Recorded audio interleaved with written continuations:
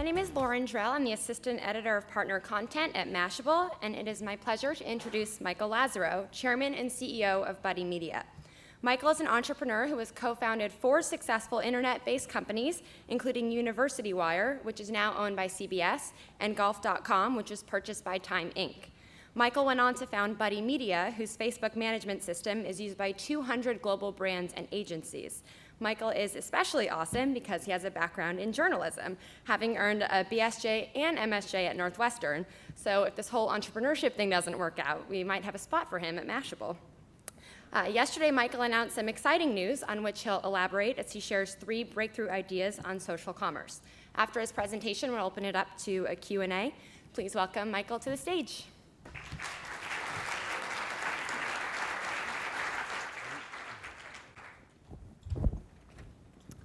Thank you. First of all, thank you, Mashable, for having me. I try not to tell too many people that I was a journalist. I think behind maybe politicians, it's like the most hated profession. I'm talking about commerce today. So social commerce is this hyper reality. It's the first time I've ever talked about kind of commerce. I know nothing about commerce since I was a journalist, but it's never stopped me before. Just ask my first kid who asked me that, like, you know nothing about parenthood. And I got away with it. So when I look at kind of, and that's the first slide. I don't want to shortchange you on the first slide. But when, I started looking at what is social commerce, what does this mean? Everyone uses the term, and I really looked at kind of e-commerce 1.0 and said, it's basically, this is, Ohm Malik said, it's a utilitarian hunt for staples. So basically, the first wave of e-commerce was just getting crap to your house, which was a combination of, like, at least from what I could tell, 3 main drivers. Convenience, so you didn't have to get in your car, it just kind of showed up. Price, like everything on the internet, it seems is cheaper, and then selection. So you pretty much can buy anything online. So that's not a breakthrough idea for Mashable Connect. Now, from a convenience standpoint, even convenience has been sped up by the internet. It used to be that if you order by this date, it'll show up tomorrow. Barnes & Noble now, like I can order online and it shows up in like 15 seconds in my office in New York. Like literally, you can't even wait a day. Order online and they deliver it to you that same day, which is pretty convenient. Price, this is one of my favorite books. Show of hands, who's read How to Shop for a Husband, a consumer guide to getting a great buy on a guy? No one, oh, geez. But it's available for $9. And then obviously selection. So, Amazon pioneered this starting with books. You can basically find everything there. Now, social commerce is basically frictionless commerce. The idea that it's everywhere, it's ubiquitous, it's how you're kind of talking to your friends, and it's really based on this social graph, so friends, Facebook, everyone's on Facebook, and the interest graph. Interest graph is you're not necessarily friends with these people, but you like fly fishing, you went to Northwestern, whatever the interest is, you share that common interest. So let's just take a friend of mine, and as an example, her husband needed cool pants. She went to an awesome site. Everyone's wondering why I'm wearing these crazy pants today. And these are the actual Bonobos Red Drums pants. And she went, bought a bunch of pants. Bonobos, because they have committed to social commerce from the beginning. Andy Dunn also went to Northwestern, who started this company. You can share it to Facebook. It goes in Tally's profile. It also appears in my news feed. I thought they were pretty cool. I clicked through. I bought them. Now, the world is built around people, so this isn't a new idea. The idea that people share information and people are actually saying, hey, I like these. It's just that friction has gone away. It's no longer like, you don't have to go out to dinner and say you like the movie or you like those pants. It just happens kind of all around you. And the world's always been built around people, and thanks to Facebook, the web is reorganizing around people, which is driving kind of this ability to drive social commerce. Now, commerce online has been really dominated by search. Obviously, people raising their hands and saying, I want this. That's not that hard of a business model to figure out. People showing up saying, I want a pair of pants, and Google say, hey, who wants to sell pants to these people, and then making a ton of money. Like, if you're going to start a business, that's the best business model in the history of business models. But the reason Google dominates online media and digital advertising is because it is the only way traditionally to really move the needle for these major brands. And so they were trained to say, hey, Google's my hammer, it's the only thing I have, so I'm going to take everything and look at it through this search world, which is, Abraham Maslow, one of my favorite people, obviously coined this very early. The problem is it's riddled with issues. You have people gaming the system, and we're not, those who play by the rules just cannot compete anymore. You have content farms. This is from Mashable just a few months ago. Like, we're now like almost a decade into the Google ecosystem, and they still can't figure out how to get a lot of these issues out of the system. And I think the biggest issue for all of us in this room is last click attribution. So 97% of all of your marketing budget is basically thrown out when it comes to attribution.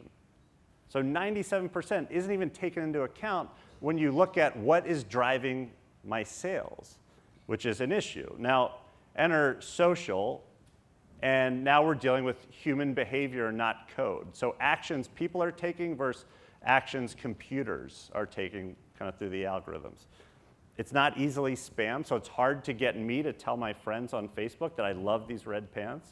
And I actually do love these pants. For whatever reason, I've been happier today wearing these pants. So I do love and go to bonobos.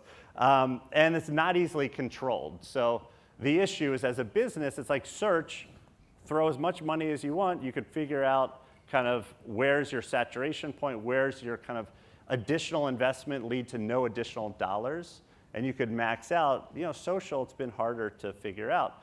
Now, the first decade, 15 years of kind of e-commerce has really been focused on kind of lower in this kind of, everyone in this room knows about this hierarchy of needs, where the base needs of breathing, food, and sex, and sleep, and all these like really base human needs, like that's Google. Like the most popular Google search terms are basically things you need and sex, mainly sex, and then things you need. And then, and then security. So like security, not only physical security, but like I have heart palpitations, I'm going to Google to figure out that. So it's kind of the health issues as well. I think where everything is going and why Facebook is Facebook, which is fucking massive, okay, is because it solves a human need that is universal. It's why it spreads just as fast in Turkey and Indonesia as the US or Canada or South America, okay? And those needs are much more about wanting to feel loved, a sense of belonging, which is like at the top of the pyramid. No other internet service has been able to tap into this base human need. I was just looking at some posts on Facebook as I was putting this together, and this is an actual status update. I don't consider myself complicated. My wants and needs are quite simple. I just need to be needed, and I want to be loved. That's why people are on Facebook, but actually people are saying it, like, hey, I want to be loved, okay? People want to feel respected and accepted.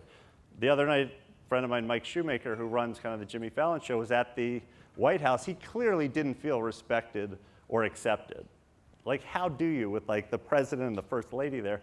But you can see he's reaching in. He just so desires to want to be a part of, kind of just accepted in that moment. And people want to realize our potential, their potential. Okay, so 4 years ago, when I started this business, 3.5, Trevor was a freshman, and we had a currency, and he got very active with, our original currency on Facebook, and we became friends. Now, this month, he graduates, and the night I was putting this together, I get in my news feed 6 more days until graduation. I met this guy when he was a freshman. 6 more days until graduation. I finally have a college degree. I love the sound of that. Okay, and that's why they're on Facebook. Sharing, and how this ties into social commerce, sharing fits all of that and drives all of that. and feeds all of that, being accepted and loved and a part of the group.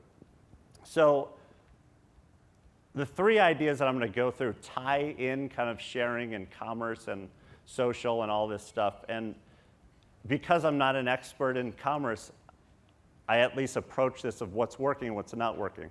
Social commerce, despite what you read, is more about commerce than social.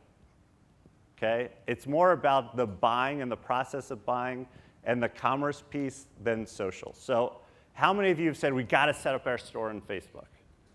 I'm not going to ask you to raise your hand, but a lot of you who are in the retail space have probably had this thought. Mashable, cover it every day. You can now shop Express's entire catalog on Facebook. Okay, you go to their store, and I don't know if Express is in the room. This may be a little painful, the rest of the speech, but you can, you go and they have a beautiful store, all of their products. You can search for products, and it goes to buy, and you're signing in with an email address and password. Okay, so they said, I got to build my store on Facebook, and then they make you log in with your credentials from the website. Seemed a little crazy to me. Brooks Brothers launching their store. Do we need to buy ties on Facebook? I don't know, but are people buying ties on Facebook? Is Facebook the place we turn today or in the next 10 years to buy airline tickets? Maybe, but despite all these attempts to sell stuff on Facebook, to set up a store, e-commerce success today is limited on Facebook. That's the stats. I wish it weren't the case.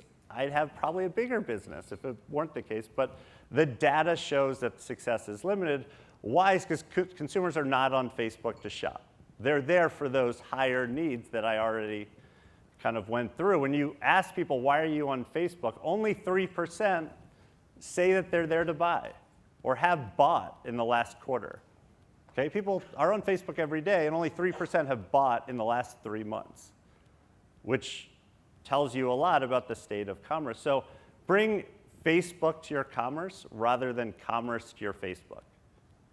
Think about how to make your commerce, whether it's you're selling stuff or getting people to sign up for your website, whatever the transaction is, get it infused with social. Now, let's go back to Express, and I don't want to kind of pick on Express, but I'm just going to continue.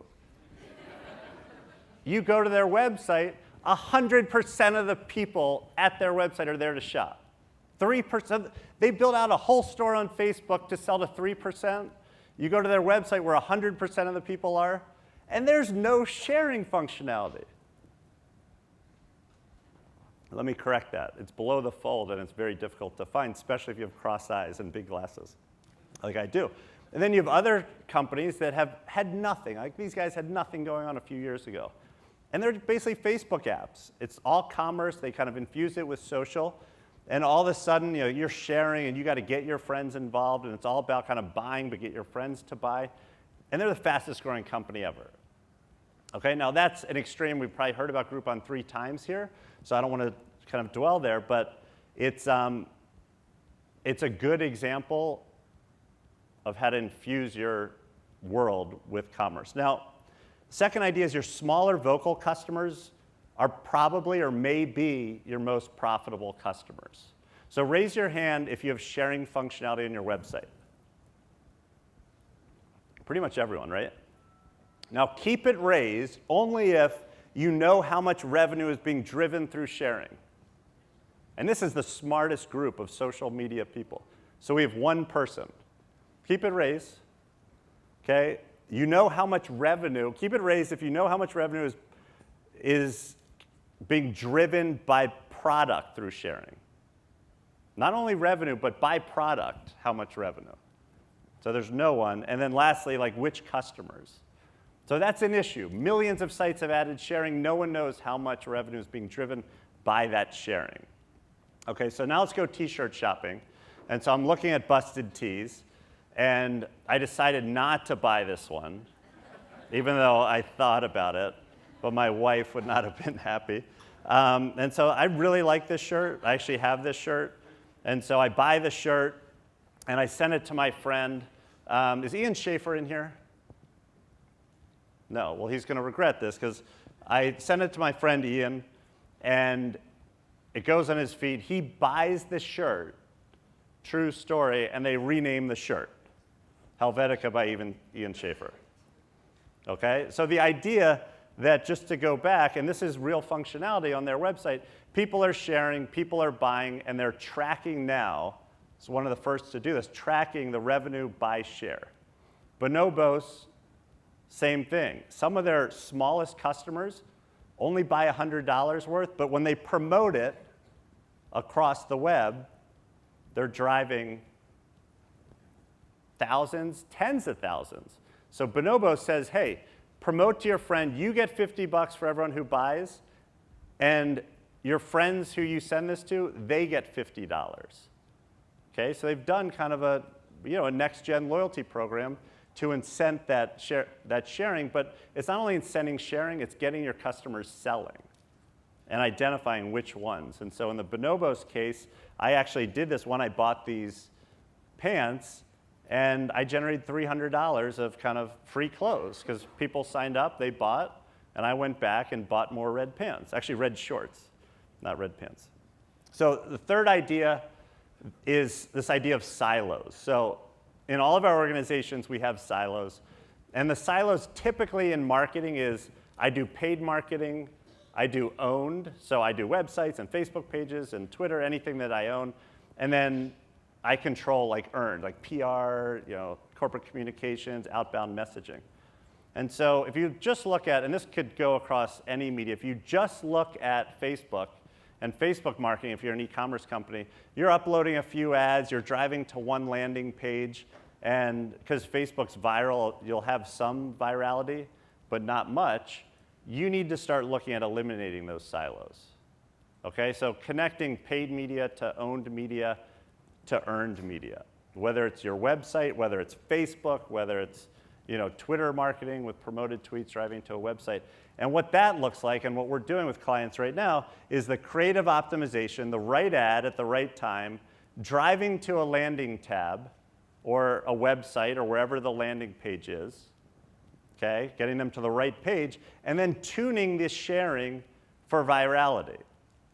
Whether it's $50 for your friends, whether it's A/B testing how to get people to share, and getting them working together. Because the people who have the paid media budgets, they have the most money, but they don't know how to do this.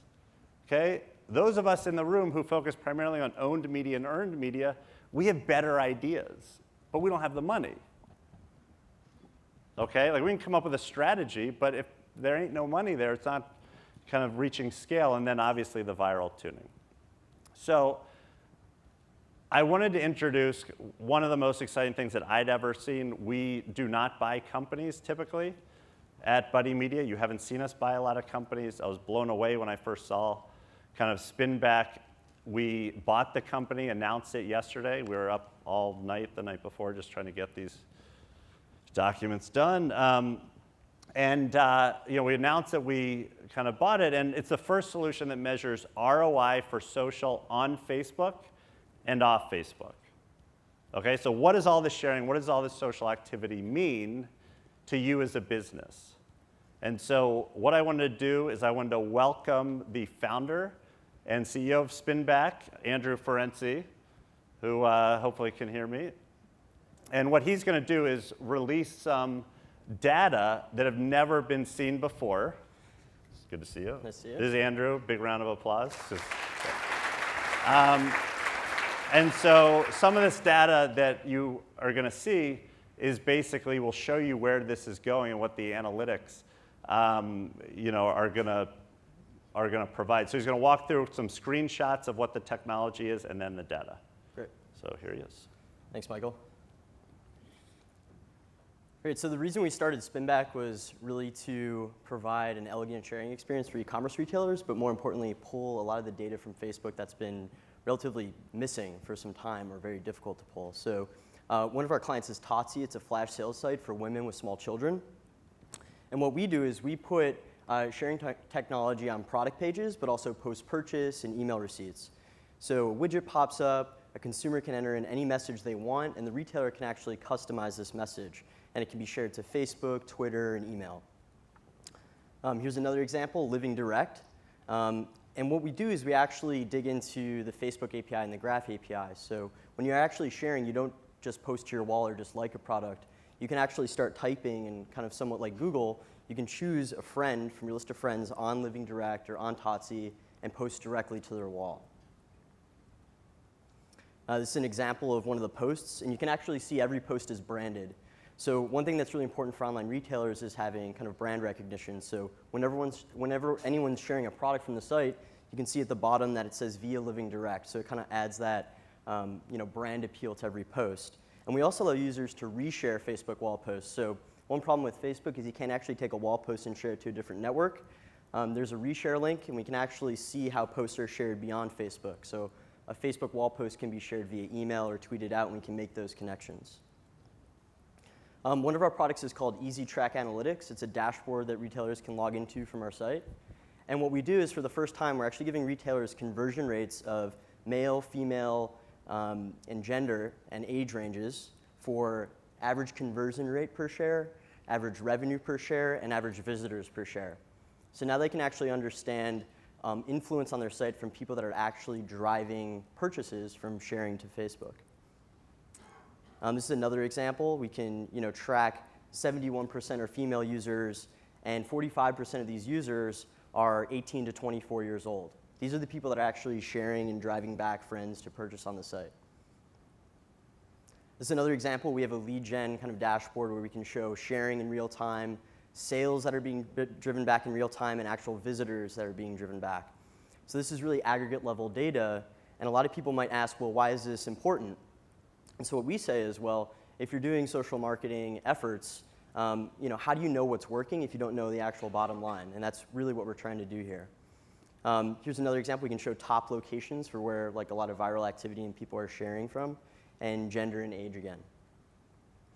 So I want to dig in a little bit on a case study we did for a daily deal client. Now, daily deal sites are inherently viral, so you're going to see, data here, but this is just to give you an example of some of the data we're actually capturing, and it's pretty interesting. So for this client in particular, we saw $4.48 in new sales per share. These are people posting on Facebook, Twitter, email, their friends clicking through, coming back, and purchasing. And we also saw 3.6 new visitors per share and a 12.5% conversion rate.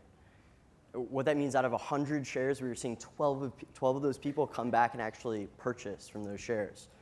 And this is versus 2.2%. Usually average e-commerce conversion rates, and I know I'm kind of comparing two different metrics, are between 2.2 and 3%. We also saw that women on Facebook in their 30s from the Boston area drove $6.15 per share on average. And that was for this client in particular, and what we showed them is that there were certain daily deals in that area in Boston that were inherently viral for women. And that client actually went out and acquired more of those deals and saw even better conversion rates. So we're kind of giving insight into not what is just selling the best, but what's selling the best from people that are sharing and through referrals.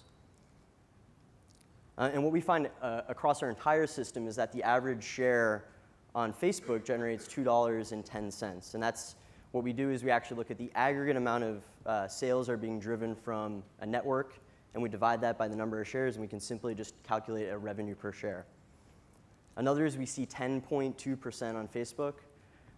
Facebook has just been incredible for our platform. We just see really good traction, a lot of virality, and most importantly, really high conversion rates. And the most sharing for internet retailers occurs on Wednesdays. I'm not sure particularly why, and it's followed by Thursdays. But typically the weekdays, people are sharing a lot more, and we think it probably has to do with people coming back from lunch, and this is what we incur, is that people are coming back from lunch, they're sitting at their desk, they're kind of tired, and maybe they go on and they shop, and they're sharing at kind of those times of the day. So we see kind of these viral spikes in the afternoon for a lot of sharing. And the other thing, just going back to women, we've just seen our platform are incredibly influential. They dominate men in terms of conversion rates and sharing activity. And we find that 27 to the 33-year-old women on Facebook are the most active sharers, and they drive the absolute highest conversion rates. Twitter, on the other hand, and this is kind of an overarching theme, I think, for a lot of people, is that it drives really high click-through rates. We see more traffic back to sites from people sharing from Twitter, but it has really low conversion rates compared to Facebook and email, and I mean a lot lower. I don't have the actual stat, but Facebook is driving back less traffic to the site, but much higher conversions. And the reason that we think that is because Twitter's a real-time information network. You're not just following your friends. You're following bloggers. You're following media companies. But Facebook, I mean, those are your friends. And in addition, there's a nice picture that comes through when someone posts to your wall. They can write a messaging, and you're more limited in doing that when you only have 100+ characters to work with. So Facebook and email have been really successful for our clients. And this is just a quick overview. So we pull a lot of graph data on people that share. So just a few of these. The most liked book across all of our retailers is Harry Potter. The most liked game or toy is Zynga, Rewardville. Best movie is The Hangover, of course. Most liked musician and band are the Beatles and Lady Gaga. And we can actually break down this type of data on a per client basis. I mean, we can tell you people that are sharing on your site and driving back sales are like these books, these TV, these movies. So just one final thing, we just have a quote, and really this is from Living Direct, and what you'll kind of see here is that why this is helpful is we're just attaching an ROI to social marketing efforts, and that's really the problem we intended to solve is the bottom line. So that's pretty much it. So I think we're going to do some Q&A now with Lauren. Yep, she's coming up. Great. Thanks, guys. Thank you. So we'll open it up to Q&A. If you have questions, please go to a microphone on either side so the whole room can hear. But I'll start off with the first question. So Buddy Media is obviously a Facebook management platform, and the other day on the call when we were talking about the acquisition, you said that this is your first attempt to go web-wide. Does Buddy Media have other plans to go web-wide? Well, I think what we've realized is that Facebook is the center of the social hub. It is 30% of all the ad impressions in the world are on this one site. But you can't really do Facebook and understand how links are being shared and how social media is really driving your business without understanding, most importantly, the open web, which is like the other 70%, which is still a lot. Like Facebook's big, but the web is much bigger. And we really look at, the data shows us that Twitter is a distribution system for Facebook in many ways, that you can't really program a content and an experience on Twitter. So what's happening with our clients and people, they're using Twitter to drive into Facebook. So it all kind of works together. And I think the two big trends that we're looking at is how do we play across the entire web, which is where your consumers are, and then how do we attach ROI to everything we do? Like what's the revenue of that specific Facebook post, which no one knows right now other than kind of this technology. And so we're going to blow that out for retailers, for publishers, for brand advertisers, because if you're not selling cars online, you still want to know like what's sharing doing for test drives, customizing the car on the website. So there's still conversion metrics that we can track. Great. Does Spinback utilize the part in the Facebook API where you can share with multiple people via one post? So when I'm posting this sweater that I think is really cool, I can share with 20 friends that I know need sweaters. Yeah, so right now we allow one-to-one Facebook wall post sharing. You can utilize that part of the API to share to multiple friends. And I think that's something we're probably going to integrate in the future. But for now, it's one-to-one sharing directly to your friend's wall. So in the future, let's say I share to 20 people and then they share to 50 people, and just it creates this catalyst interaction of this frenzy of sharing. That will be something you can track? Yeah, so one thing we do is we're able to track, once the share leaves the site, any corresponding sharing that happens after a Facebook wall post. So if that's taken and sent to email or tweeted and someone clicks back and buys, we're able to kind of see that, what we call like a viral tree, to track that all the way back to the transaction. Okay, cool, thanks. Any other questions? Sorry. Can you actually make your way to a mic so we can all hear you and while he asks his question? Yeah. Michael, I have a question for you. First of all, amazing technology. certainly adding a lot of value to what retailers and consumer packaged goods companies are doing. But what I'm curious about is, since you have probably more experience dealing with Facebook and all the things that have evolved, when do you see the pushback coming from consumers, from people who are there because this is a social space and this is a place where they're building relationships? And as marketers and retailers get more adept at direct marketing, and this starts becoming a direct marketing vehicle, and people, like already, I hate things posted on my page. You know, everything that comes there, I delete. And as people start posting more, where, you know, I was at the store, I bought this, or who cares? So, you know, when do you see that pushback coming, and where do you see that fine line between this becoming too much of a commercial space versus a relationship space? So what I love about the Spinback acquisition, the Spinback technology and our platform is that it's all opt-in. So it's users sending stuff to other users versus, you know, how many emails do we get a day, which definitely were not opt-in. Like someone sold the list, someone got control of the email. So when I get a message from Adam Hirsch saying, you know, Phish just announced, which is the best band ever, just announced, you know, a festival in Colorado, he knows that I like Phish. That's a nice piece of content. Now, if I have douchebag friends who are like sending me content that doesn't make sense, I'm either gonna unfriend them or I'll probably just hide them. I don't unfriend them. And I think from a response perspective, click-through rates and response may go down because like all other digital media, like click-through rates on ads and, you know, response rates on emails have gone down like every year since they started. But this idea of people sharing, like that gets to the beginning of my presentation of just like it's a foundation of human beings and the needs that we have to share. And all we're doing is creating a virtual representation of what's happening in the real world. And I think that this is a much better model than, which is opt-in, like triple opt-in, than a lot of the digital marketing that's going on right now, which is, you know, not opt-in. Okay. You know, I see we're going a little bit over time. We're actually about to take a break. I think Adam Hirsch is coming on stage to tell you that. So I see we have a few more questions. Mike will be around the rest of the day. You can approach him one-on-one or Andrew. So with that, thank you very much to both of you. Thanks. And I'll turn it over to Adam.